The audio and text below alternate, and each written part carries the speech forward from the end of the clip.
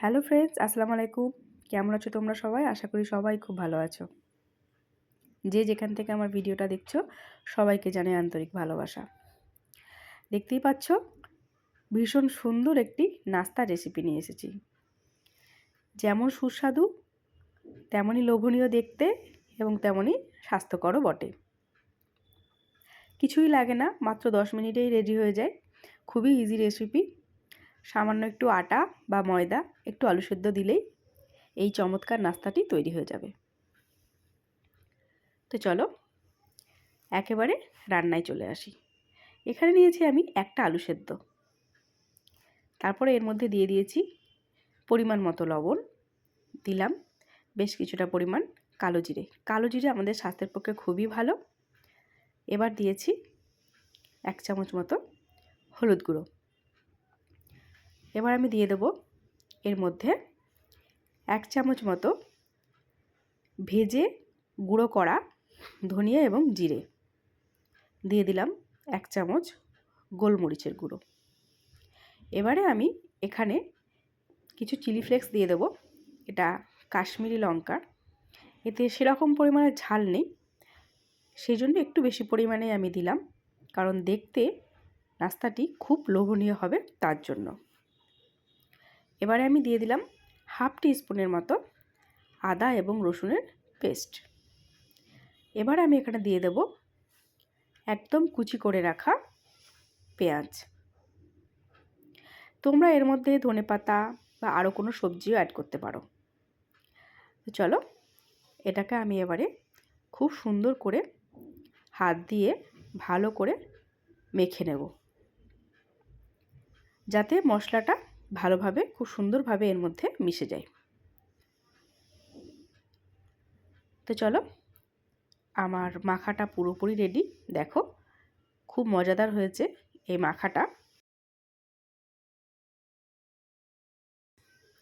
এখানে আমি নিয়েছি হাফ কাপ আটা আর হাফ কাপ ময়দা। এবার আমি এর মধ্যে দিয়ে দিলাম পরিমাণ মতো নুন, আর একটু স্বাদটা বাড়িয়ে নেওয়ার জন্য দিয়ে দিচ্ছি কিছুটা পরিমাণ চিনি। এটা তোমরা স্কিপ করতে পারো। এবারে দিয়ে দেব আমার বাড়িতে তৈরি করে রাখা চাট মশলা। এবারে আমি এর মধ্যে দিয়ে দেব 1 চামচ পরিমাণ সয়াবিন অয়েল। এটা দিলে এই নাস্তাটা খুব সুন্দর নরম হবে। এবারে আমি অল্প অল্প পরিমাণ জল দিয়ে খুব সুন্দর করে এটা মেখে নেব। একসঙ্গে অনেক জল একসঙ্গে ইউজ করতে যেও না, সেক্ষেত্রে ভেতরে কিন্তু লাম্পস থেকে যাবে, খুব ভালোভাবে মাখা যাবে না। ঠিক আমি যেভাবে মাখছি হালকা হাতে অল্প অল্প পরিমাণ জল দিয়ে সুন্দরভাবে কিন্তু মেখে নিতে হবে। তো দেখো আমি খুব ভালো করে মেখে নিয়েছি। এবারে আমি এর মধ্যে দিয়ে দেব আগে থেকে রেডি করে রাখা যে আলুর পুরটা ছিল, যেটাকে আমি খুব সুন্দর করে মেখে রেখেছিলাম, সেটা আমি এবারে এই ডোয়ের মধ্যে দিয়ে দিলাম। দিয়ে আমি আরও সুন্দরভাবে মাখবো। এটা কিন্তু খুব সুন্দরভাবে মাখতে হবে। মাখলে কি হয়, নরমও হবে, খেতেও সুস্বাদু হবে।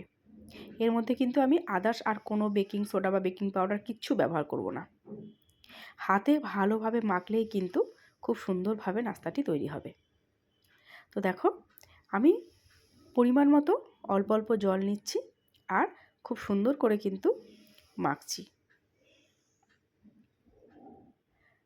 মনে হচ্ছে আমার আরেকটু পরিমাণ জল লাগবে, তাই দেখো আমি আরও কিছুটা পরিমাণ জল নিয়ে নিলাম। এবারেও আমি এই জলটা পুরোটা ভালো করে সুন্দরভাবে মাখিয়ে নেব। সুন্দর করে ভালোভাবে দেখো আমার মাখাটা হয়ে গেছে। এবারে আমি একটা চামচের সাহায্যে তোমাদেরকে দেখো এই ঘনত্বটা দেখাচ্ছি। ঠিক এই রকম ঘনত্ব হবে। আর আমার খুব সুন্দরভাবে মাখাও হয়ে গেছে। এই যে দেখো ঘনত্বটা ঠিক এরকম হবে। তো চলো এবার তৈরি করি। তো বন্ধুরা চলো, গ্যাস অন করে দিয়েছি, একটা তাওয়া বসিয়ে দিয়েছি। এবার আমি তাওয়ার মধ্যে পরিমাণ মতো ব্যাটার দিয়ে দেব। মাশাআল্লাহ ব্যাটারটা ভীষণ সুন্দরভাবে একদম পারফেক্টভাবে হয়েছে, তাই দেখতেই পাচ্ছ একদম সুন্দরভাবে কিন্তু দেওয়া যাচ্ছে। এবার আমি চামচের সাহায্যে দেখো একটা গোলাকৃতি করে দিচ্ছি, যাতে দেখতে সুন্দর লাগে, এবড়ো খেবড়ো না হয়ে যায় তার জন্য। তো মোটামুটি দেখো একটা সুন্দর আকার হয়ে গেছে। এবারে আমি একদমই নাড়াচাড়া করব না, বেশ কিছুক্ষণ এটা হতে দেব। তো কিছুক্ষণ পর দেখো বুঝতেই পারছো 90% কিন্তু হয়ে গেছে। এবারে আমি কি করব, এটা আস্তে আস্তে করে উল্টে দেব, কারণ এর মধ্যে যেহেতু আলু দেওয়া আছে ভীষণ নরম হয়েছে। এটা কিন্তু একেবারেই ঝটপট করা যায়, খুব তাড়াতাড়ি হয়ে যায় নাস্তাটা। তো চলো দেখছো তো কতটা নরম হয়েছে। তো এটা আমার একেবারেই কমপ্লিট হয়ে গেছে, দেখো দেখতেও কত সুন্দর লাগছে। তো চলো এটা তুলে রেখে দিই। আমি আরও একটা তোমাদের সঙ্গে শেয়ার করছি। এবারেও আমি দেখো একই রকমভাবে যতটা পরিমাণ মোটামুটি দিয়ে দিয়েছি। এবার আবারও দেখো সুন্দর করে দেখো, দেখতেই পাচ্ছ দেখো সেই ঠিক চিতই পিঠে করলে যেরকম হয় সেভাবে কিন্তু ফুটো ফুটো হয়ে আসছে, কারণ আমার ব্যাটারটা খুব সুন্দর পারফেক্ট হয়েছে বলে। দেখো আমার একটা সুন্দর করে দেয়া হয়ে গেছে।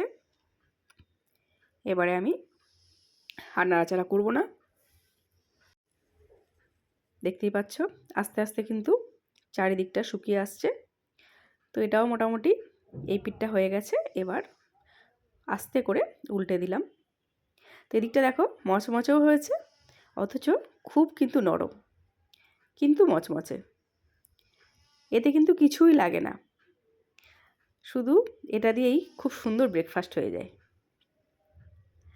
তো বেশ কিছুক্ষণ রাখবো। তো চলো এটাও হয়ে গেছে, এটাও আমি এবারে তুলে রাখবো। তো এইভাবে আমি সবগুলোই ভেজে নিয়েছি, এটাও হয়ে গেছে। দেখো এটাও আমি তুলে নিলাম। তো এইভাবেই আমি সমস্ত নাস্তাগুলো তৈরি করে নিলাম। তো আমি দেখো খুব সুন্দর করে রোল করে দিয়েছি, যাতে দেখতে আরও আকর্ষণীয় হয়, লোভনীয় হয়, বাচ্চারা দেখেই যেন খেতে চায়।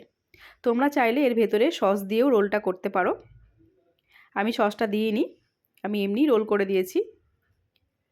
এটা আমি প্রায় আমার বাচ্চার টিফিনে করে দিই, এরকমভাবে রোল বানিয়ে দিয়ে আর একটুখানি সস দিয়ে দিই, খুব সুন্দর করে ও টিফিনটা শেষ করে দেয়। তো চলো আজকে এই পর্যন্তই, টাটা, আল্লাহ হাফেজ।